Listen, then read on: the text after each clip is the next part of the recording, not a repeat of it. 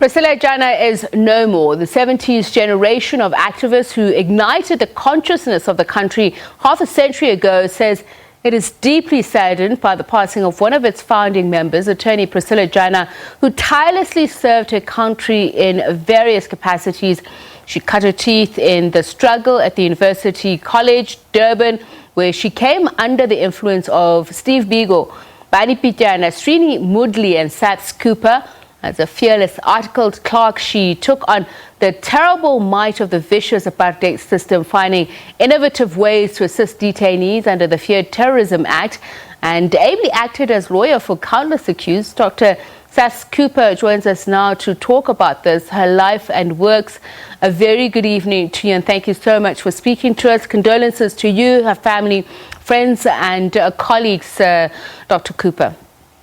Yes, it's come as a great shock because on all the social media platforms with struggle activists across the political spectrum, there's been a great degree of sadness, but also fond memories.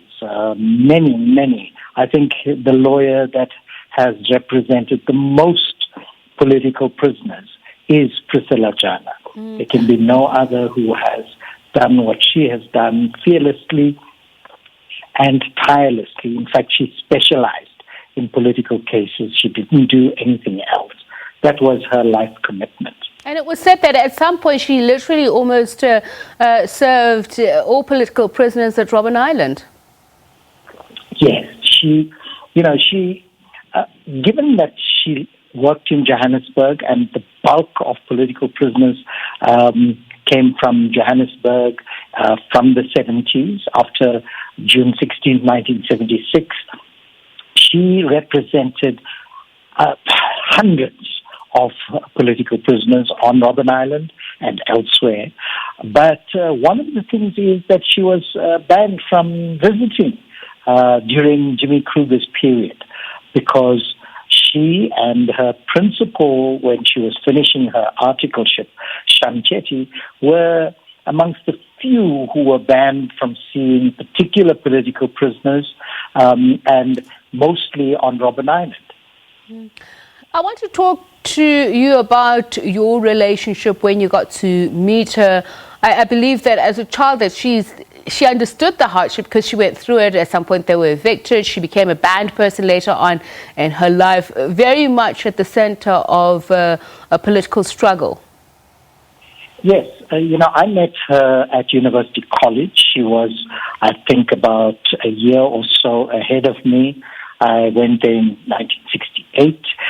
She was there, and we went to this place only because we had nowhere else to go. And unlike what's happening now, you can go to any institution, but in those days, ethnically, you could only go to a particular place. And she was there. She left for India, came back, got into law, and was article clerk to Ismail Ayub.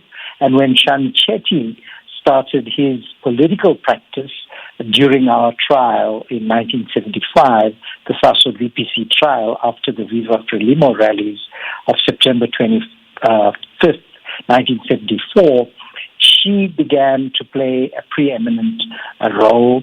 She moved to different prisons from Limpopo down to the Eastern Cape, and she was tireless.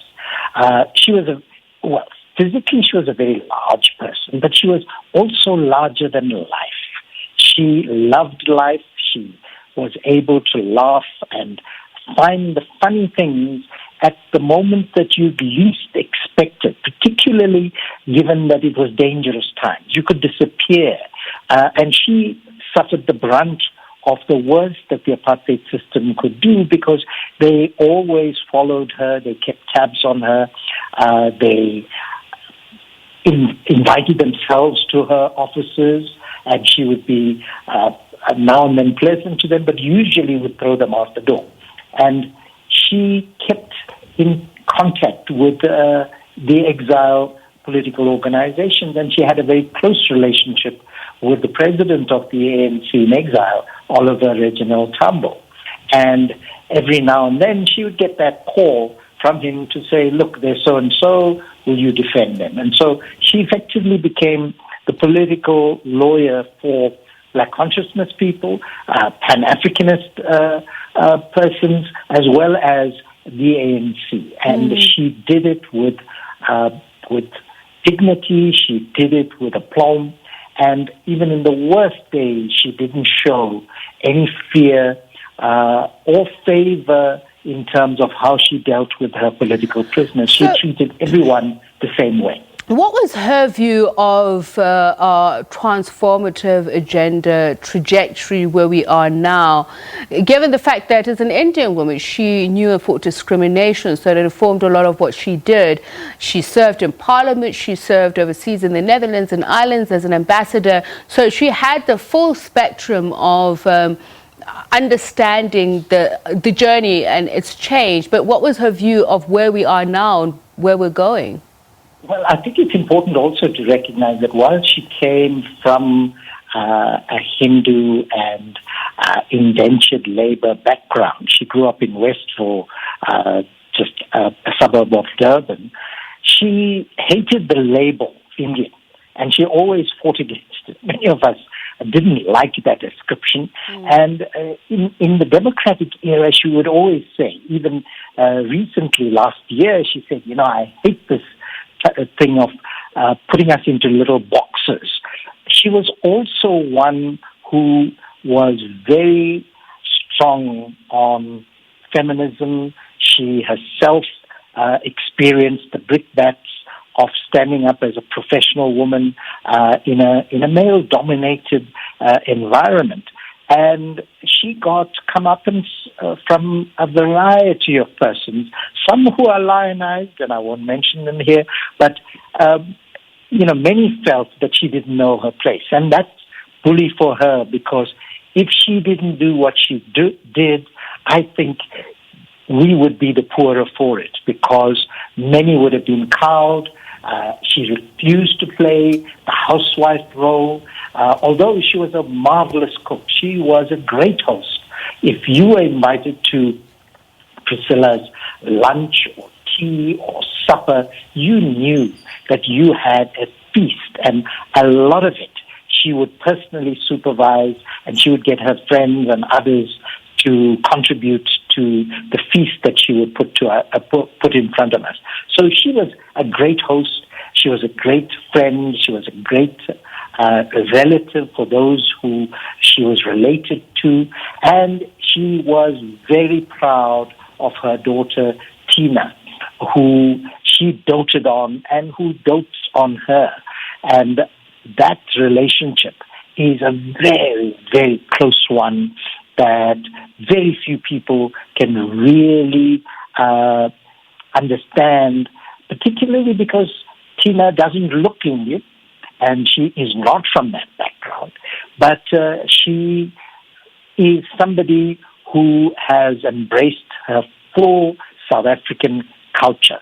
And that is because Priscilla brought her up to be and to reflect herself as a quintessential South African, not looking at narrow language or narrow external features, but to be a human being. And that is what she has given this young woman, who does us proud in the diplomatic corps.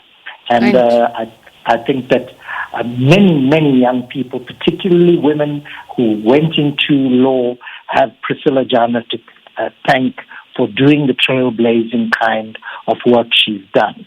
And we thank you, Dr. Saths Cooper, for sharing her with us in the wonderful way that you have, helping us understand a lot more about her character and work, the very many places that she went, and what her later thoughts was about our democratic order, speaking there about the passing of Priscilla Jana. Thank you very much, Dr. Saths Cooper.